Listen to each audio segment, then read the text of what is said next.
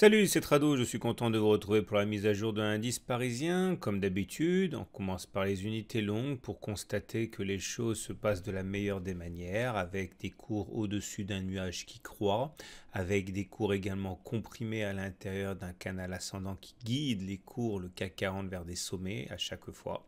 Et bien sûr, les supports qui tiennent et qui servent de support, qu'il s'agisse de l'horizontale noire et de la M20 sur lesquels on a rebondi assez facilement.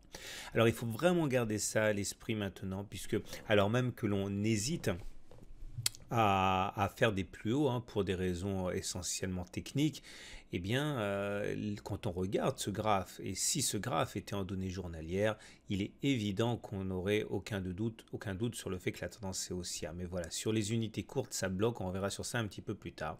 Et en données hebdomadaires, c'est la même chanson, la tendance est haussière. Regardez d'ailleurs le croisement haussier fort M7-M20, ici, qui très souvent annonce des nouveaux plus hauts. Alors pour l'instant, on a une marge de manœuvre sur cette unité de temps mensuelle, puisqu'on voit qu'il n'y a pas grand-chose pour vous empêcher d'aller chercher 5600. Le nuage est Ishimoku est à plat, ce qui signifie que la tendance est neutre, mais cette tendance neutre est totalement compatible avec le ralliement des 5600 qui correspondrait au haut du canal gris. Maintenant, revenons à nos données journalières. Au niveau des fondamentaux, quand même, rappelons la situation.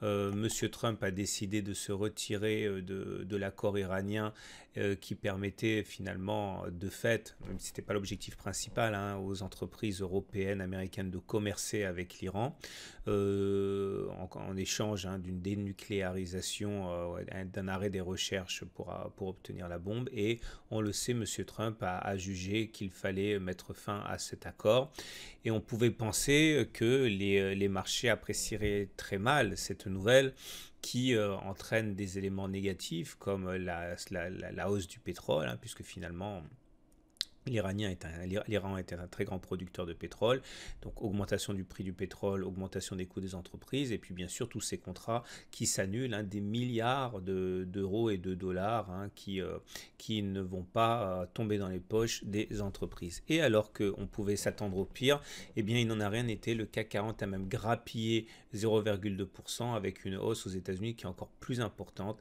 et on peut se demander ce qu'il se passe. Et ce qu'il se passe, c'est finalement assez logique. C'est-à-dire que même si les fondamentaux ne permettent pas d'expliquer la bonne tenue des indices, l'analyse technique montre bien qu'on est face à cette zone ici de résistance comprise entre 5140 et 5620. Alors, j'aimerais que vous regardiez cette zone qui est là, qui encadre l'évolution des cours depuis janvier 2018 à fin janvier. Et on voit que pendant cette période, eh bien, on est monté d'abord très violemment et ensuite on a latéralisé, on a fait une petite tête par-delà la zone d'évolution non significative pour finalement sombrer. Et ce qui se passe actuellement est intéressant à mettre en perspective, puisqu'effectivement, là aussi, il y a une augmentation très forte, suivie de ce à quoi on assiste actuellement, une latéralisation, ce qui signifie qu'on peut tout à fait avoir une percée des cours et ensuite derrière une baisse. Je dis ça tout simplement pour ceux qui voudraient spéculer à la baisse, shorter dès maintenant. C'est tout à fait envisageable. Pourquoi pas, effectivement, les chances pour qu'on aille chercher les 5620 en ligne droite sont assez réduites, vu la hausse assez stratosphérique à laquelle on a eu. On n'a toujours pas fait notre retour à l'M20. Il est probable que les cours rebroussent chemin, prennent appui sur la M20 ou alors la ligne de coup ici avant éventuellement de repartir vers le haut, puisque je vous rappelle, et on l'a vu qu'en données hebdomadaires et mensuelles, le scénario le plus classique serait d'aller chercher les 5620. Maintenant, même si ce n'est pas le plus probable, il est également envisageable, comme il s'est produit ici, que l'on fasse une dernière attaque, un barreau d'honneur avant de faire cette correction. On ne peut pas savoir. Ce qui est sûr, c'est que la zone noire, la zone orange et la zone grise sont des zones où il y aura des vendeurs. Est-ce que les acheteurs seront plus motivés que les vendeurs? Ça, on n'en sait rien. Les supports et les résistances, ce ne sont pas des zones où ça va forcément rebondir ou alors où ça va faire nécessairement baisser. Ce sont des zones où il y a des acheteurs et d'une part et des vendeurs d'autre part pour les résistances. Maintenant, après, on ne sait pas à quel moment et si ça va tenir ou pas. Pour l'instant, regardez les mèches basses qui sont assez intéressantes puisque on voit qu'il y a des mèches basses sur les 4 dernières séances alors qu'il n'y en a quasiment pas au-dessus. Ça veut dire qu'on rachète les plus bas mais on ne vend pas les plus hauts.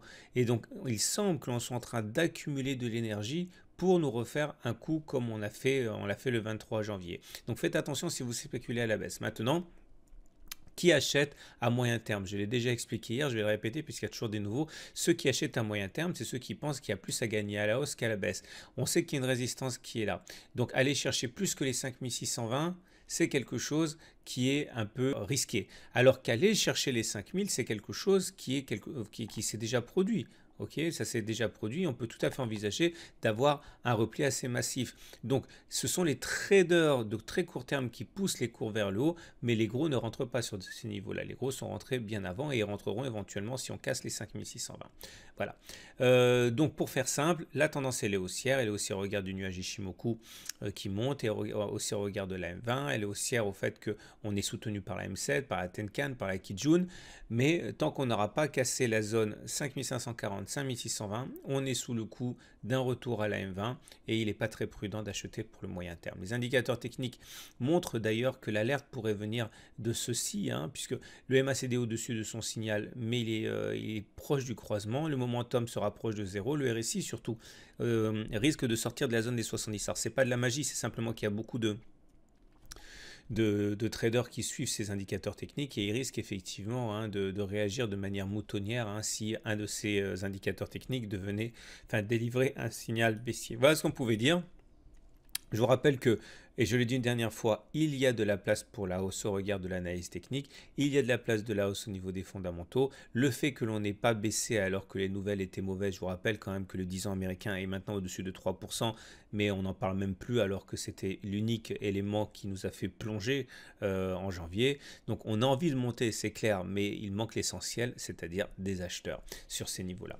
Voilà, regardez rapidement avec moi l'unité de temps horaire. Alors j'ai singulièrement simplifié le graphe parce que maintenant, étant donné que on navigue à plat, je considère à titre personnel que au-dessus de 5538, c'est 5567 et pourquoi pas, on l'a compris, 5604. En dessous de 5496, c'est direction 5485 et pourquoi 5457, pourquoi pas, je veux dire. Et entre-temps, voilà, ce sont des éléments qui vont être assez erratiques dans cette dérive latérale. Je vous souhaite une très bonne journée et je vous dis à demain pour la mise à jour.